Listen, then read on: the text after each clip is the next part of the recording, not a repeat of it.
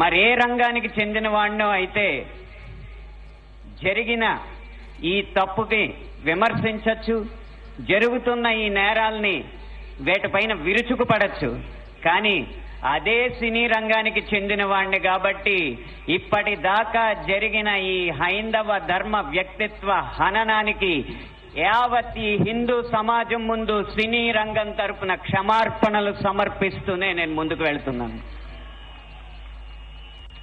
ఆ క్షమార్పణలు కనుక నేను సమర్పించకపోతే ఇంకొక మాట మాట్లాడే అర్హత కూడా నాకు లేదు. అయినా ఇక్కడ ఆ 4 మాటలు మాట్లాడడానికైనా నాకున్న ఒకే ఒక్క అర్హత ఏంటంటే, ఇక్కడ ఈ హైందవ శంఖారావాన్ని, శంఖనాదాన్ని పూరించిన విశ్వ హిందూ పరిషత్ నిర్వహించిన సరస్వతి శిశు మందిర్లో నా ప్రాథమిక విద్య అభ్యాసం జరిగింది కాబట్టి.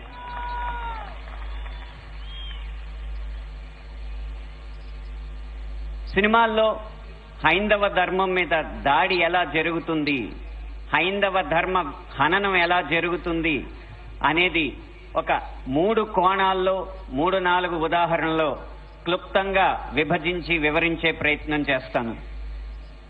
ఇక్కడ దాడి 3 కోణాల్లో జరుగుతుంది.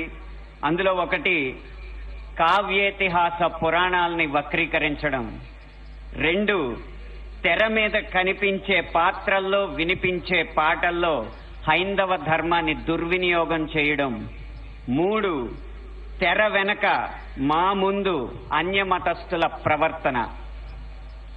ఈ 3 అంశాల్లో మొదటిది కావ్య పురాణేతిహాసాల వక్రీకరణ. వాల్మీకి రామాయణం, వ్యాస భారతం భారత సాహితీ వాన్మయ శరీరానికి 2 కళ్ళ లాంటివి.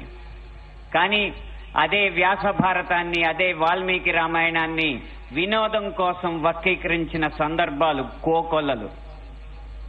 గత కొన్ని సంవత్సరాల ముందు వచ్చిన చిత్రాల నుంచి నిన్న మొన్న విడుదలైన కల్కి చిత్రం వరకు కూడా కర్ణుడికి పాత్రకి అనవసరంగా ఆపాదించిన గొప్పతనాన్ని చూసి ఒక సినిమా రంగానికి చెందిన వ్యక్తిగా నేను సిగ్గుపడుతున్నాను, నిర్మోహమాటంగా చెప్తున్నాను. అది కూడా ఈ కృష్ణా జిల్లా గడ్డ మీదే నిలబడి చెప్తున్నాను. అప్పటి చిత్ర దర్శకులు, ఇప్పటి చిత్ర నిర్మాతలు ఇదే జిల్లా వారికి చెందిన వారైనా సరే పొరపాటు అని మనం చెప్పకపోతే ఈ హైందవ ధర్మంలో పుట్టినట్టు కాదు, ఈ హైందవ ధర్మాన్ని ఆచరించినట్టు కాదు, హిందువుగా ప్రకటించుకోవడం వ్యర్థం అని చెప్పి ఘంటాపథంగా తెలియజేస్తున్నాను. ఇప్పుడే ఈ సభలో, ఈ గొప్ప సభలో సత్యవాణి గారిని అభినవ ద్రౌపదిగా వక్తలు అభివర్ణించారు. ఆవిడే ఒప్పుకుంటారా? నిండు సభలో ద్రౌపదిని వలువలు వలచండి అని సలహా ఇచ్చిన కర్ణుణ్ణి సూర్యుడు అంటే సత్యవాణి గారు లాంటి మహిళా మండలి ఒప్పుకుంటారా? గంధర్వుల్ని చూసి, గంధర్వ సైన్యాన్ని చూసి ప్రాణమిత్రుణ్ణి కూడా వదిలేసి ప్రాణభయంతో పరుగులెత్తిన కర్ణుణ్ణి ధీరుడు, సూర్యుడు, వీరుడు అంటే ఈ హైందవ సమాజం ఒప్పుకుంటుందా? ఇలా ఎన్ని విధాలు చూసినా దానంగా వచ్చిన రాజ్యంలో తనకొచ్చిన కొద్దిపాటి సంపదని ఏదో దానాలు చేసినంత మాత్రాన ధర్మరాజంత గొప్ప దాత అని చెప్పి కర్ణుడిని అంటే మన సమాజం ఒప్పుకుంటుందా? నిన్న మొన్న వచ్చిన కల్కి సినిమాలో అగ్నిదేవుడు ఇచ్చిన ధనుస్సును పట్టిన అర్జునుడి కంటే సూర్యుడిచ్చిన ధనుస్సు పట్టిన కర్ణుడు వీరుడు అని చెప్తుంటే యుద్ధంలో నెగ్గేది ధనుస్సా ధర్మమా అని ప్రశ్నించకుండా మనం ఊరుకుంటామా? ఒక్క భారతంలోనే కాదు, వాల్మీకి రామాయణంలో రాయి ఆడదైనట్టు, రాళ్లను తేల్చి వారధైనట్టు, రాముడు లవకుశుల మధ్య యుద్ధం జరిగినట్టు ఇలా చిత్రీకరణకు అందంగా ఉండడానికి ఎన్నో అభూత కల్పనలు, ఎన్నో వక్రీకరణలు జరుగుతుంటే ఇంకా మనం ఇలా ఊరుకుంటూ ఉంటే ఎన్ని సినిమాలు ఎలా వస్తాయి? ఒక్క వక్రీకరణే కాదు, చిత్రీకరణలో, గీతాలాపంలో ఎన్ని రకాల హననాలు జరిగినాయో మనం గమనిస్తూ ఉండాలి. మీరు కొంతకాలం క్రితం ఒక హిందీ పాట వినే ఉంటారు, దమ్మరదం మిటుజాయహం బోలో శుభశ్యాం హరే కృష్ణ హరే రామ్. రండి దమ్ము కొడదాం, కలుసుకుందాం, శుభ సాయంత్రం చెప్పుకుందాం, తర్వాత హరే కృష్ణ హరే రామ్ అందాం. భగవత్ తత్వాన్ని, భగవద్భక్తిని జగత్ ప్రస్తుతంగా జగద్విదితం చేసిన ఇస్కాన్ వారి నినాదం హరే కృష్ణ హరే రామ్ ని ఒక ఐటమ్ సాంగ్ లో పెట్టుకుంటే ఒప్పుకుంటామా? మీ ముందు ఇప్పుడు 2 దారులున్నాయి. కాళీ అన్న సినిమా డాక్యుమెంటరీ పోస్టర్ లో కాళికామాత సిగరెట్ కాలుస్తుంటూ ఒక పోస్టర్ వేస్తే మన ముందు రెండే దారులు ఉన్నాయి. ఒకటి నిమ్మకు నీరెత్తినట్టు కూర్చోవడం, రెండు నిగ్గదీసి నిలదీయడం. మీ దారి ఒకటా రెండా?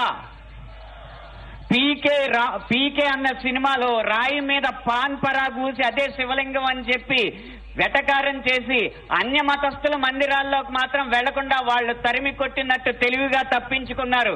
అప్పుడు మన ముందు రెండే దారులు ఉన్నాయి. నిమ్మకు నీరెట్టినట్టు నుంచోవడం, నిగ్గదీసి నిలదీయడం. మీ దారి ఒకటా రెండా? కాస్మిక్ సెక్స్ అన్న సినిమాలో ఇంత అద్భుతమైన పీఠాధిపతుల ఆహార్యాన్ని అనుకరించి గురువులు పీఠాధిపతులు వచ్చిన శిష్యురాలతో శృంగార కార్యకలాపాలు చేస్తున్నట్టు చూపెడుతున్నారు. మీ ముందు రెండే దారులు ఉన్నాయి. ఒకటి నిమ్మకు నీరెత్తినట్టు కూర్చోవడం, రెండు నిగ్గదీసి నిలదీయడం. మీ ఆప్షన్ ఒకటా రెండా?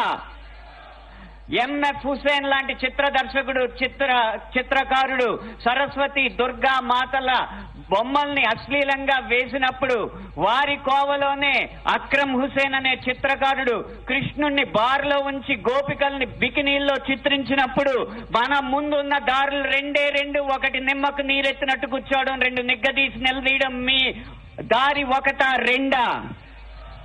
ఛత్రపతి శివాజీ తర్వాత అంత గొప్ప మరాఠా యోధుడు బాజీరావు మస్తానీగా ప్రేమ పిచ్చోడుగా చిత్రీకరించినప్పుడు మన ముందు రెండే రెండు దారులు ఉన్నాయి. ఒకటి నిమ్మకు నీరెత్తినట్టు కూర్చోవడం, రెండు నిగ్గదీసి నిలదీయడం. మీ దారి ఒకటా రెండా?